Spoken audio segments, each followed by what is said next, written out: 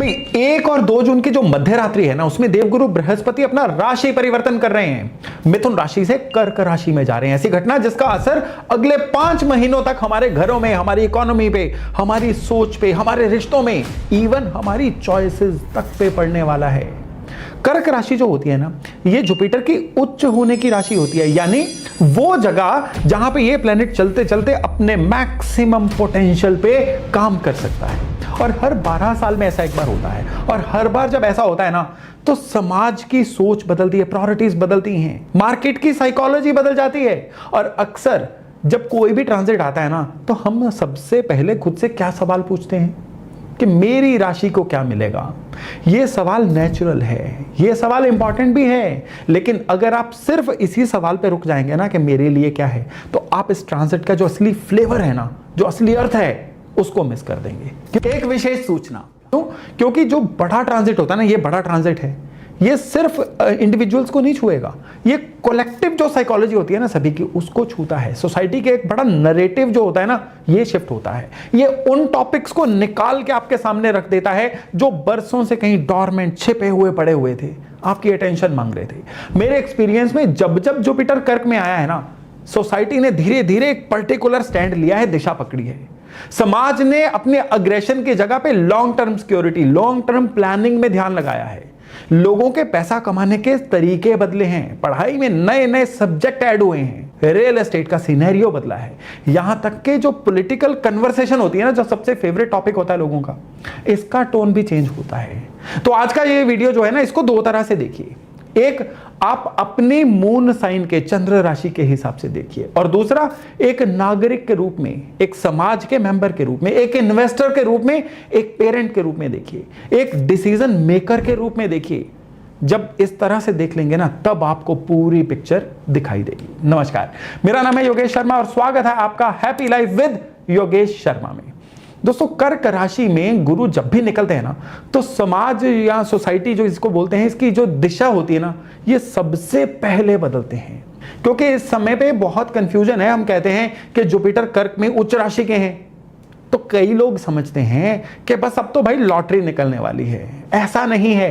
Exaltation का मतलब lottery नहीं है कि कोई प्लेनेट अपने हाईएस्ट पोटेंशियल पे जो है, जो डिलीवर करने में कैपेबल है। बस उस समय पे आपकी दशा, आपकी कुंडली और सबसे ऊपर आपके एक्शन, कर्म उसको सपोर्ट करने चाहिए। जरा सोचिए ना कि एक बहुत एक्सपीरियंस डॉक्टर आपके शहर में आ गए, वो कैपेबल हैं, हर बीमारी ठीक करने में कैपेबल हों, बड़े एक्सपीरियंस्ड हैं, लेकिन क्या वो उस शहर के हर इंसान तब अपने आप ठीक हो जाएगा? नो, आपको उनके पास जाना होगा, अपनी समस्या डिस्कस करनी होगी, और सबसे बड़ी बात क्या है कि उनकी बात माननी होगी ना। जो पीटर ठीक वही डॉक्टर हैं, अवेलेबल हैं, विलिंग हैं, कैपेबल हैं, लेकिन उसकी जो एनर्जी को आपने पहचानना है, उसके तरीके से चलना है। और जब ये सही तरीके से एक्टिवेट होगा ना, तो क्या देगा? ये ग्रोथ देगा। ये जब एक्टिवेट होता है ना, तो इंसान को फैमिली ओरिएंटेड बनाता है, थोड़ा और सयाना बना देता है। मेन बात, गलती करने से बचाता है। उच्च बृहस्पति की एनर्जी को अगर आप नहीं पहचान पाए, इग्नोर कर दिया, तो यही गोचर आपको किस्मत पे ओवर डिपेंडेंट बना देगा, जो आगे चल के आपके लिए फाइनेंशियल लॉस भी करवाएगा। उतनी कैपेसिटी नहीं होगी जितनी बड़ी आपने कमिटमेंट कर दी। गलत लोगों के साथ आपने कोई ना कोई अपनी संगत बना ली, या उन लोगों पे विश्वास कर लिया, और सबसे बड़ी समस्या कि मैं ही सही हूं, बाकी सब गलत हैं, ये एटीट्यूड आ जाएगा। तो फिर ये बृहस्पति जो है, ये गड़बड़ कर देगा।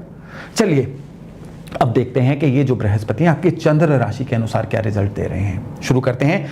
अब वृश्चिक राशि वालों की बात करते हैं। भाई, आपको बहुत बहुत बधाई, क्योंकि ये आपकी लाइफ के सबसे शुभ ट्रांजिट्स में से एक है। जुपिटर आपके किस्मत के घर, 9वें घर से निकल रहे हैं, और 9वें हाउस को त्रिकोण का एक भाव बोला गया है, जहां जुपिटर शुद्ध रूप से अपने प्योर से प्योरेस्ट रिजल्ट देते हैं, वो भी उच्च राशि के।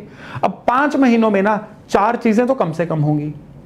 एक, रुके हुए काम बनेंगे, जो 2-3 साल से अब होगा कर रहे थे ना, अब चलने लगेंगे। दूसरा, आपके लिए हायर लर्निंग का कोई ना कोई दरवाजा खुलेगा, कोई कोर्स, सर्टिफिकेशन, फॉरेन स्टडी, कोई डीप लर्निंग और नई चीजों को जानना, यह संभव होगा। तीसरे, एक लंबी यात्रा, एक कोई धार्मिक, कोई तीर्थ यात्रा पॉसिबल है। और चौथे, सबसे जरूरी है कि एक ऐसा गुरु, उस्ताद, मेंटर, गाइड आपकी जिंदगी में आएगा जो पहले से था लेकिन अभी रिकॉग्नाइज नहीं हो रहा था, अब उसके साथ एक रिश्ता बड़ा मजबूत होगा। लेकिन सबसे इंपॉर्टेंट बात कि भाग्य का मतलब क्या होता है?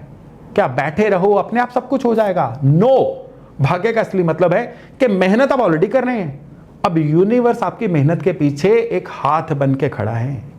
मेहनत आप ही को करनी है, लेकिन उसका रिटर्न जो है वो 10 गुना मिलेगा। एक यहां पे काम करिए जो शायद आपकी जिंदगी को ना सबसे बड़ा रिटर्न इस समय में आपको दे सकता है। अपने आसपास के ना किसी एक ऐसे इंसान को आइडेंटिफाई करिए जिसका ज्ञान आपसे ज्यादा है, जो सीनियर है, मेंटर टाइप, एक मतलब कोई भी प्रोफेशनल हो सकता है या कोई एल्डर रिलेटिव हो सकता है जिसने लाइफ देखी हो, सयाना, उसके साथ रेगुलर टाइम बिताइए। महीने में 1-2 बार कुछ भी उनका काम करने चले जाइए, 1-2 बार चाय पीने चले जाइए। उनके साथ में एक छोटा सा वार्तालाप आपकी जिंदगी के 5 साल गाइड कर सकता है। इस ट्रांजिट में ऐसे लोग आपकी तरफ आकर्षित होते हैं, बस आपको उनका दरवाजा खटखटाना है, वो नहीं चल के आपके पास आएंगे। बस ये चीज याद रखिएगा, राइट।